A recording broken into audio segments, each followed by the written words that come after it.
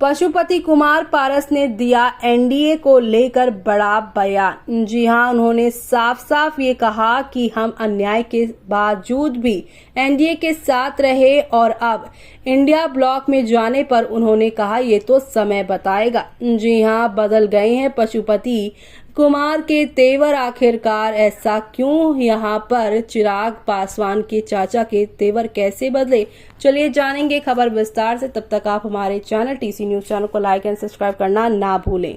पूर्व केंद्रीय मंत्री पशुपति कुमार पारस ने कहा है कि लोकसभा चुनाव के दौरान उनकी राष्ट्रीय लोक जनशक्ति पार्टी के साथ अन्याय किया गया, फिर वो एनडीए के साथ रहे। पशुपति पारस आरएलजेपी की एक बैठक के बाद यहां पत्रकारों को बातचीत करते रहे और उनसे उन्होंने कहा है कि हमें लोकसभा चुनावों में एक कच्चा सौदा मिला, लेकिन हमने अपनी वफादारी की। हमें उम्मीद है कि बीजेपी अध्यक्ष जेपी नड्डा इसे समझेंगे और हमें अगले साल होने वाले बिहार विधानसभा चुनावों में एक उचित महत्व देंगे। जी हां, साथ ही साथ उन्होंने यहां पर यह भी कहा है कि आरएलजेपी एनडीए की ओर से उन 4 विधानसभा सीटों में से एक सीट पर चुनाव लड़ना चाहेगी जहां उपचुनाव होने वाले हैं। ये सीटें विधायकों के सांसद बनने के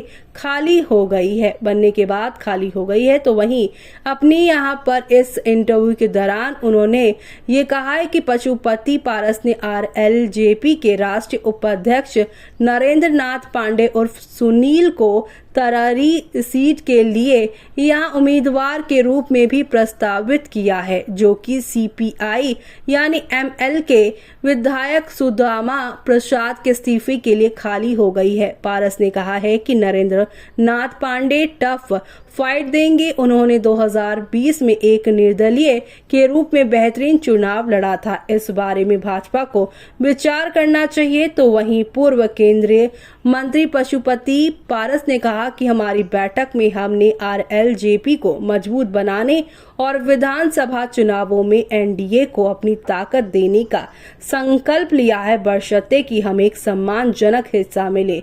हम अपने दम पर सभी 240 से भी ज्यादा सीटों पर चुनाव लड़ेंगे। तो वहीं हालांकि जब उनसे पूछा कि क्या वो भाजपा को अलर्ट करने की कोशिश कर रहे हैं कि वो इंडिया ब्लॉक में जा सकते हैं, इस पर पारस ने कहा है कि हम ऐसा नहीं करेंगे। हम केवल उस सम्मान की मांग कर रहे हैं जो हम चाहते हैं, लेकिन भविष्य में क्या होगा केवल समय ही बताएगा। जी हाँ, इशारों में ही सही, लेकिन यहाँ पर चाचा पशुपति पारस ने बता दिया है कि वो यहाँ पर समय आने पर शायद पार्टी बदल लें। आपका क्या कहना है इस पर? हमें कमेंट बॉक्स पर कमेंट करके बताना ना भूलें।